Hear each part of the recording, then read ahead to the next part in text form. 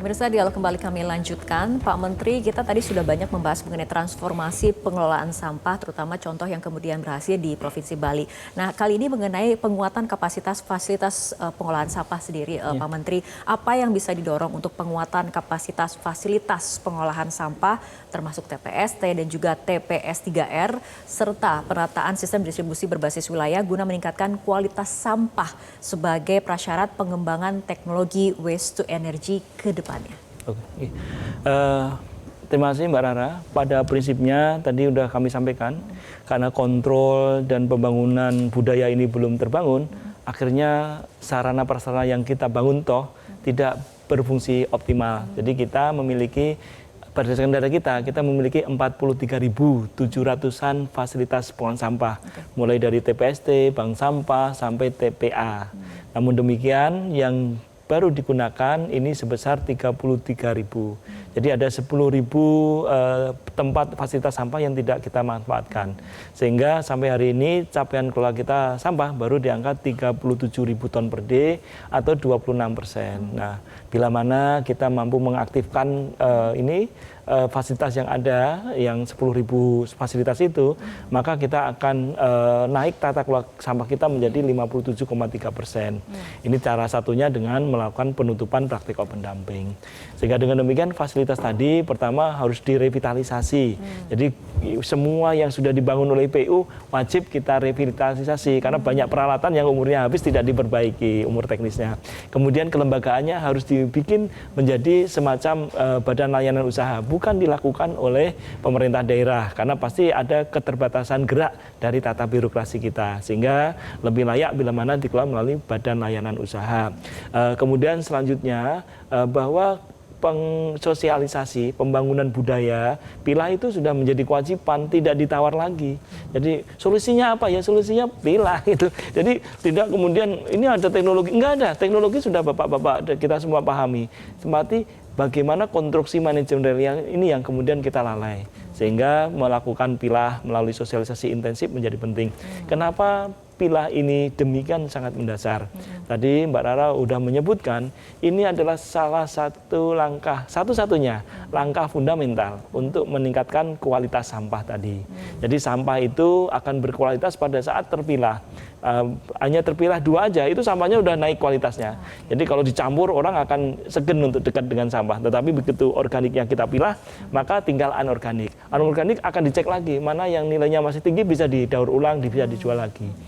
Nah, ini yang dimaksud pilah. Sehingga mulai dalam tahun ini kita akan segera menuju ke pilah sampah. Ini juga salah satu pondasi untuk kemudian kita mampu melaksanakan waste to energy. Pengolahan sampah menjadi energi listrik. Dalam salah satu itemnya, maka penyelenggara pengolahan sampah menjadi energi listrik itu menyaratkan sampah berkualitas. Sampah berkualitas yaitu sampah terpilah. Kalau sampah tidak berkualitas, maka begitu susahnya kita kemudian melakukan penanganannya. Jadi sampah yang bercampur baur dengan segalanya ini akan memiliki banyak kendala. Banyak kendala penanganan pada saat menjadi reuse derived fuel, ataupun menjadi nilainya kalor menjadi rendah pada saat harus memasuki waste to energy. Jadi inilah kemudian pada saat ini kita mendorong pilah sehingga pada saatnya nanti dengan pilah, maka yang akan dilakukan penumpukan di TPA hanya yang anorganik. Kemudian pada saat nanti waste to energy 3 tahun lagi beroperasi, maka itu sampah yang kita tinggal selama 3 tahun itu merupakan sampah dengan kualitas yang bagus.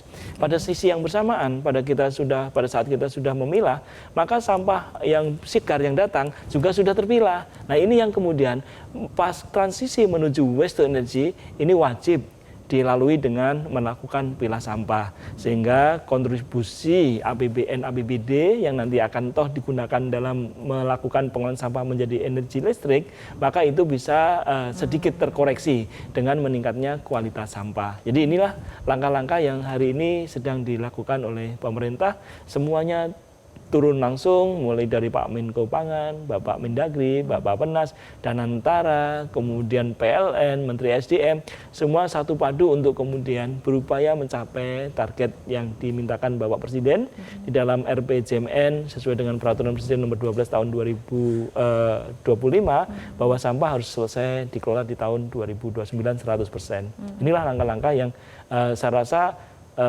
ya bisa kita lakukan karena logis semua langkah-langkahnya. Nah, kemudian untuk edukasi memang tidak hanya terhenti di situ. Kita masih memerlukan langkah-langkah mendasar dalam membangun edukasi.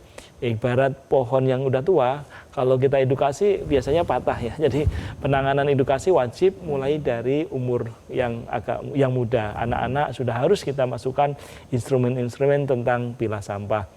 Nah, pilah sampah ini yang kemudian harus semakin banyak kita masukkan di dalam norma-normanya.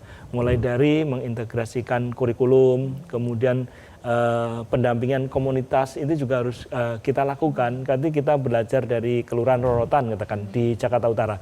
Kita juga udah mencoba. Jadi ini kegiatan pilah sampah ini bisa dimulai pada saat kita turun langsung ke masyarakat. Jadi kita memiliki hampir 400 penyuluh itu turun langsung di kelurahan itu. Kemudian kita siapkan fasilitasnya sehingga sampai hari ini dari target kita di angka katakan 15 ton per hari, kita sudah mencapai 16 ton per hari sampah organik. Jadi mereka sudah pilah. Nah, pilah inilah yang kemudian harus kita lakukan secara sistematis. Kampanye-kampanye, kemudian monitoring tadi, real time pelaksanaan itu harus kita kawal terus.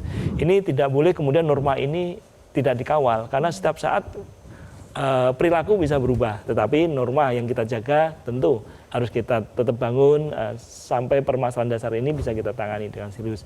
Bapak Presiden berpesan bahwa bagaimana kita mau menuju negara maju kalau permasalahan dasar saja tidak sanggup kita selesaikan. Maka sesuai dengan amanat Bapak Presiden, mari kita selesaikan permasalahan dasar, diantaranya pengelolaan sampah ini dengan sebaik-baiknya sesuai norma yang secara tegas sudah ada semua di Undang-Undang Nomor 18 Tahun 2008. Artinya ada sinergi lintas kementerian, lintas lembaga, lintas sektoral seperti itu. Pak, mungkin terakhir aja Pak Menteri kepada masyarakat nih, imbauannya seperti apa terutama ya Pak ya? Ya, saya sangat berharap kita semua menyadari betul apa yang disampaikan Bapak Presiden, bahwa sampah ini benar-benar permasalahan dasar kita. Setiap kita hidup dalam satu hari itu juga akan mengeluarkan sampah. Ada angka timbulan sampah yang rata-rata konversinya 0,5 sampai 0,7 kg per hari per orang. Ini menjadi masalah dasar yang harus kita selesaikan. Maka kemudian norma penanganan sampah harus benar-benar terbangun dari kita sendiri. Kalau masing-masing kita saling abai, maka kita bisa bayangkan kalau satu orang cuma 0,5. Kalau ada 10.000 orang, berapa sampah yang kemudian menjadi abai. Sehingga mari berangkat dari diri sendiri, kita mulai melakukan pilah sampah. Kemudian kalau sudah agak canggih dengan pilah sampah, kita mulai pengurangan sampah dengan menggunakan bahan-bahan yang multiguna, kemudian juga mampu mengurangi penggunaan kemasan yang single use, sekali pakai, plastik sekali pakai, sudahlah kita ganti tumbler, kita ganti kotak, ganti ya apapun yang bisa kemudian tidak sekali pakai terus dibuang. Kemudian pada plastik-plastik yang nilai tinggi, ayo kita simpan karena nanti hampir di semua daerah sudah ada pembelinya atau off-takernya untuk didaur ulang. Jadi ini sebenarnya ekosistemnya sudah ada, tinggal bagaimana kemudian kita meningkatkan kapasitas ekosistem ini, salah satunya ya melalui penyuluhan, kemudian pembangunan norma, dan tentu diiringi dengan penegakan hukum. Namun pendanaan dan fasilitas juga harus kita lengkapi. Saya rasa, saya sangat berpesan, ini kewajiban individual kita, mari kita selesaikan, dan juga merupakan kewajiban kolektif kita. Jadi sampah ini kewajibannya dua, individual dan kolektif. Mari kita selesaikan permasalahan dasar kita menuju Indonesia Emas di 2045. Oke, kita harapkan imbauan dan tadi juga upaya-upaya yang dilakukan oleh Kementerian Lingkungan Hidup dapat kemudian mewujudkan gerakan Indonesia Asri, yakni aman, sehat, resik, dan juga indah. Seperti itu ya. Pak Menteri, terima kasih telah berbincang bersama kami malam hari ini. Thank you. Pemirsa, tetaplah bersama kami, Prime Time News akan segera kembali usai jeda. Jelajahi cara baru mendapatkan informasi. Download Metro TV Extend sekarang.